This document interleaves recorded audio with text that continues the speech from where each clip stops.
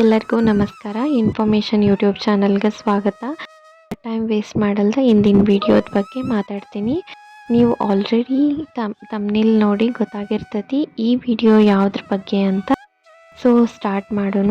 ಇದೇ ತಿಂಗಳ ಅಂದ್ರೆ ಫೆಬ್ರವರಿ 26ಕ್ಕೆ ಮಹಾಶಿವರಾತ್ರಿ ಐತಿ. ಸೊ ಇವತ್ತಿಂದ 6 ದಿನ, ಇವತ್ತು 20 ತಾರೀಕು. ಸೊ ಇನ್ನು 6 ದಿನ. ಈ ಮಹಾಶಿವರಾತ್ರಿ ಹೇಗೆ ಆಚರಿಸ್ತಾರೋ, ಹೆಂಗೆ ಆಚರಿಸ್ಬೇಕು, ಯಾಕೆ ಆಚರಿಸ್ತಾರೋ, ಏನೆಲ್ಲ ವಿಧಾನಗಳದಾವು. ಈ ಶಿವರಾತ್ರಿ ದಿನ ಪುರಾಣದಾಗ ಏನು ಹೇಳ್ಯಾರು, ಶಿವನ ಆರಾಧನೆ ಅಥವಾ ಧ್ಯಾನ ಮಾಡೋದು ಹೆಂಗೆ ಮಾಡಬೇಕು, ಯಾವಾಗಿಂದ ಮಾಡಬೇಕು, ಟೈಮ್ ಏನು, ಉಪವಾಸ ಮಾಡೋದು, ಈ ಶಿವರಾತ್ರಿ ಸ್ಟಾರ್ಟ್ ಆಗೋ ಟೈಮ್ ಏನು, ಮುಗಿಯೋ ಟೈಮ್ ಏನು, ಶಿವರಾತ್ರಿ ದಿನ ಏನೆಲ್ಲ ಮಾಡಿದ್ರೆ ನಮಗೆ ಏನು ಸಿಗ್ತೈತಿ ಅನ್ನೋದನ್ನು ಈ ವಿಡಿಯೋದಾಗ ಹೇಳತ್ತೀನಿ. ಮತ್ತು ಯಾವ್ಯಾವ ದೇವಸ್ಥಾನಕ್ಕೆ ಹೋಗಬೇಕು ಮತ್ತು ಶಿವರಾತ್ರಿ ಸ್ಟಾರ್ಟಿಂಗ್ ಟೈಮ ಮುಗಿಯೋ ಟೈಮ್ ಎಲ್ಲ ಹೇಳ್ತೀನಿ ಈ ವಿಡಿಯೋದಾಗ. ಸ್ಕಿಪ್ ಮಾಡ್ದೆ ನೋಡ್ರಿ, ನಿಮ್ಗೆ ಕಂಪ್ಲೀಟ್ ಮಹಾಶಿವರಾತ್ರಿ ಬಗ್ಗೆ ಗೊತ್ತಾಗ್ತೈತಿ. ಮಹಾಶಿವರಾತ್ರಿ ಟೈಮಿಂಗ್ಸ್ ಸ್ಟಾರ್ಟ್ ಆಗೋದು ಪಂಚಾಂಗದ ಪ್ರಕಾರ ಚತುರ್ದಶಿ ತಿಥಿ ಫೆಬ್ರವರಿ 26, 2025 ಬುಧವಾರ ಬೆಳಗ್ಗೆ 11:08ಕ್ಕೆ ಸ್ಟಾರ್ಟ್ ಆಗ್ತೈತಿ. ಸೊ ಮತ್ತು ಫೆಬ್ರವರಿ 27, 2025 ಗುರುವಾರ ಬೆಳಗ್ಗೆ 8:54ಕ್ಕೆ ಮುಗಿತೈತಿ. ಸೊ ಫೆಬ್ರವರಿ 26ಕ್ಕೆ ನಾವು ಶಿವನ ದೇವಸ್ಥಾನಕ್ಕೆ ಹೋಗಿ ನಿಮ್ಮ ಆಸೆ ಇಷ್ಟಾರ್ಥವನ್ನು ಬೇಡ್ಕೋರಿ. ಆ ಶಿವ ಎಲ್ಲರಿಗೂ ಸುಖ, ಶಾಂತಿ, ನೆಮ್ಮದಿಯನ್ನು ಕೊಡಲಿ ಅಂತ ನಾನು ಪ್ರಾರ್ಥಿಸಿಕೊಂಡೆ. ಸರ್ವೇ ಜನ ಸುಖಿನೋ ಭವಂತು ಅಂತ ಪ್ರಾರ್ಥನೆ ಮಾಡ್ತೀನಿ. ಉಪವಾಸ ಹೆಂಗೆ ಮಾಡಬೇಕು ಅಂದ್ರೆ, ಈ ಮಹಾಶಿವರಾತ್ರಿ ಉಪವಾಸ ಫೆಬ್ರವರಿ 26 ಮಾಡಬೇಕು.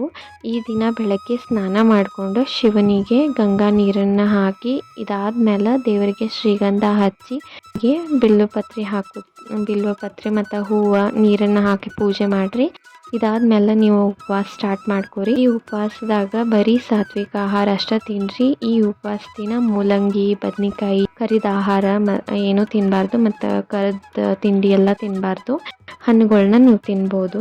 ಈ ಉಪವಾಸ ಧ್ಯಾನ ಮಾಡೋದ್ರಿಂದ ಆ ಶಿವ ಯಾವಾಗಲೂ ಅವನ ಆರಾಧಿಸೋ, ಪೂಜಿಸೋ ಭಕ್ತರನ್ನ ಸದಾಕಾಲ ರಕ್ಷಣೆ ಮಾಡ್ತಾನೋ ಮತ್ತು ಅವರ ಆಸೆಗಳನ್ನ ಈಡೇರಿಸ್ತಾನಂತ ನಂಬಿಕೆ ಐತಿ.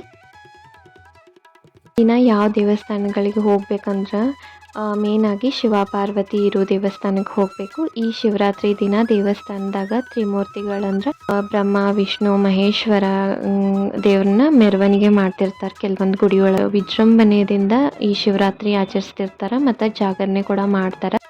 ಜಾಗರಣೆ ಮಾಡಿದ್ರೂ ಅದರಿಂದ ವಿಶೇಷ ಫಲನೂ ಸಿಗ್ತೈತಿ. ಸೊ ಇನ್ನು ನೆಕ್ಸ್ಟ್ ಮಹಾಶಿವರಾತ್ರಿ ವಿಶೇಷ ಮತ್ತು ಪೌರಾಣಿಕ ಹಿನ್ನೆಲೆ ಏನಂದ್ರೆ, ಈ ಮಹಾಶಿವರಾತ್ರಿ ದಿನ ಶಿವ ಮತ್ತು ಪಾರ್ವತಿ ಮದುವೆ ಆಗಿರೋ ದಿನ ಅಂತ ಪ್ರತೀತಿ ಐತಿ. ಈ ದಿನ ಪಾರ್ವತಿ ದೇವಿ ಶಿವನನ್ನ ತನ್ನ ಗಂಡನಾಗಿ ಪಡ್ಯಾಕ ಕಠಿಣ ತಪಸ್ಸು ಮಾಡ್ತಾಳು. ಸೊ ಆ ತಪಸ್ಸಿಗೆ ಮೆಚ್ಚಿ ಖುಷಿಯಾಗಿ ಪರಮಾತ್ಮ ಶಿವ ಪಾರ್ವತಿ ದೇವಿನ ತನ್ನ ಹೆಂಡತಿಯಾಗಿ ಒಪ್ಕೋತಾನ. ಈ ಶಿವರಾತ್ರಿ ದಿನ ಅವರಿಬ್ಬರ ಮದುವೆ ಆಗೈತಿ. ಸೊ ಅದಕ್ಕೆ ಈ ಶಿವರಾತ್ರಿ ತುಂಬ ಒಂದು ವಿಶೇಷ ದಿನ ಅಂತಲೇ ಹೇಳ್ಬೋದು.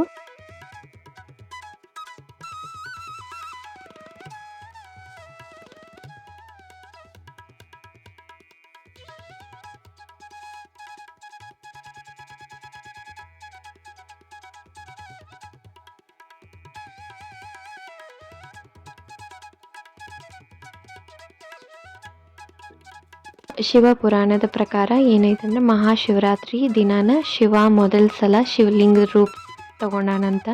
ಸೊ ಶಿವ ಲಿಂಗದ ರೂಪದಾಗ ಕಾಣಿಸ್ಕೊಂಡಾನ.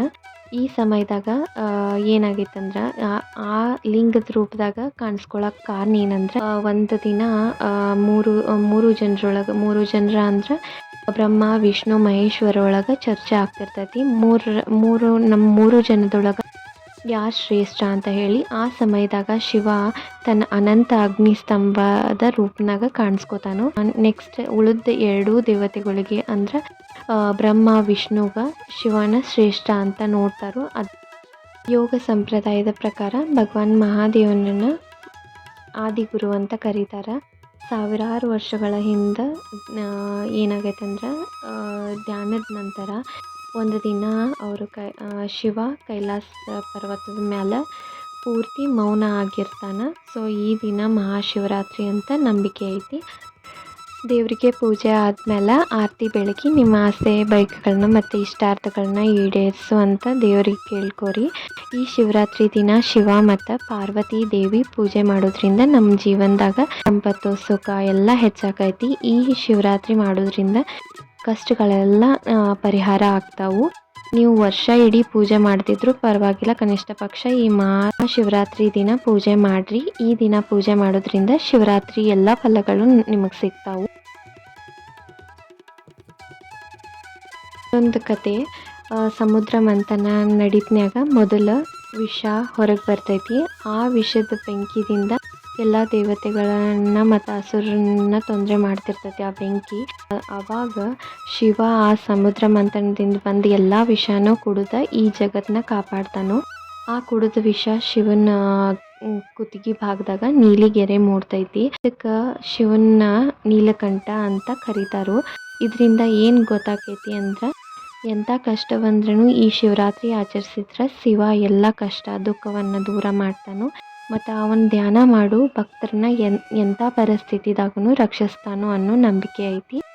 ಆ ಶಿವ ಎಲ್ಲರಿಗೂ ಒಳ್ಳೇದು ಮಾಡಲಿ ಅಂತ ಕೇಳ್ಕೊತ ಈ ವಿಡಿಯೋ ನಿಮಗೆ ಇನ್ಫಾರ್ಮೇಟಿವ್ ಆರ್ ಇಷ್ಟ ಆಗಿದ್ರೆ ಪ್ಲೀಸ್ ಲೈಕ್ ಮಾಡಿರಿ, ಶೇರ್ ಮಾಡಿರಿ ಮತ್ತು ಈ ವಿಡಿಯೋ ಬಗ್ಗೆ ಏನಾರ ಅನಿಸಿಕೆ ಇದ್ರೆ ಕಮೆಂಟ್ ಬಾಕ್ಸ್ನಾಗ ಕಮೆಂಟ್ ಮಾಡಿರಿ.